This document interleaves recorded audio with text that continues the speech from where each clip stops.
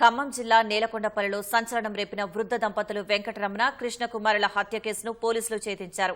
సుమారు 45 మంది పోలీసులు 6 బృందాలుగా విడిపోయి 15 రోజుల పాటు తీవ్రంగా శ్రమించి నేరస్తులను పట్టుకున్నట్లు పోలీస్ కమిషనర్ సునీల్ దత్ తెలిపారు. ఈ కేసులో 8 మంది నిందితులను అదుపులోకి తీసుకున్నట్లు ప్రకటించారు. దోపిడీ హత్య కేసులో కరడుగట్టిన నేరస్తుడు అత్యంత ప్రణాళికాబద్దంగా నేరం చేసినట్లు వివరించారు. అందుకే ఆ ముఠాను పట్టుకోవడంలో ఆలస్యమైందన్నారు.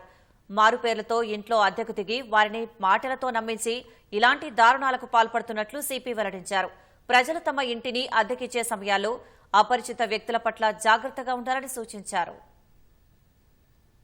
ఆ రోజుకి రాత్రి 10 గంటలకి కృష్ణకుమారి ఇది వెంకటరమణ భార్యతో టీవీ చూస్తున్నారా రాత్రికి. అప్పుడు చిట్ చాటింగ్ కూడా చేస్తున్నారు.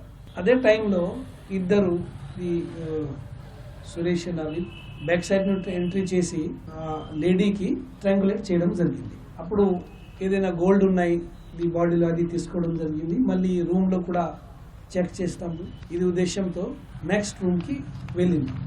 అప్పుడు వెంకటరమణ నిద్ర పట్టుకున్నారా, ఆయన హీ గాట్ అవేర్, ఆయన చూస్తున్నారా. అప్పుడు ఆయన మీద కూడా సిమిలర్ గా ఆయనకు పట్టుకొని స్ట్రాంగులేట్ చేయడం జరిగింది. సో ఇద్దరికి వాళ్ళే చంపడం తర్వాత అక్కడ ఈ మిరపకాయ పౌడర్ ఇక్కడ పెట్టడం జరిగింది. ఎందుకంటే డాగ్ స్క్వాడ్ వస్తే ఇది స్మెల్ రాకుండా అది అన్ని ప్రాపర్ గా ప్లాన్ చేయడం జరిగింది.